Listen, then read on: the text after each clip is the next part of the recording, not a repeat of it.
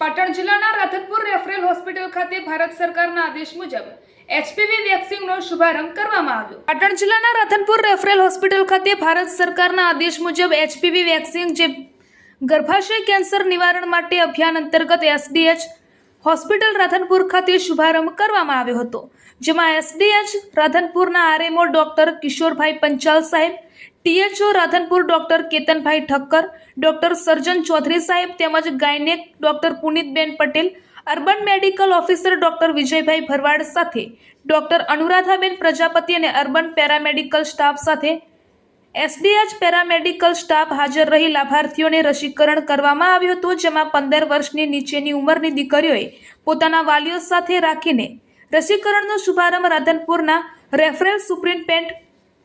કે પંચાલ સાહેબના હસ્તે કરવામાં આવ્યું હતું, જેમાં મોટી સંખ્યામાં રસીકરણનો લાભ લેવામાં આવ્યો હતો, જેનો સમય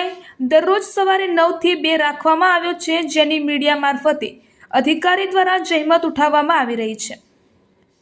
રિપોર્ટર ભરત સથવારા, પાટણ।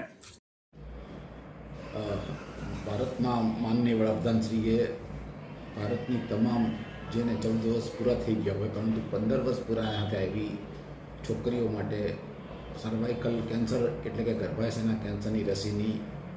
શરૂઆત કરેલી છે। એના ભાગરૂપે આપણે પણ આજે રાધનપુર રેફરલ હોસ્પિટલ ખાતે આ એચપીવી એટલે કે હ્યુમન પપિલોમા વાયરસ નામની વેક્સિનનો શુભારંભ કરેલ છે।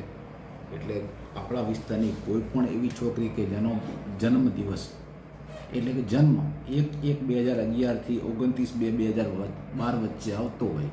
ટૂંકમાં જેને 14 વર્ષ પૂરા થઈ ગયા હોય અને 15 વર્ષ પૂરા ના થયા હોય એવી તમામ છોકરીઓને આ લાભ લેવા માટે મારી નમ્ર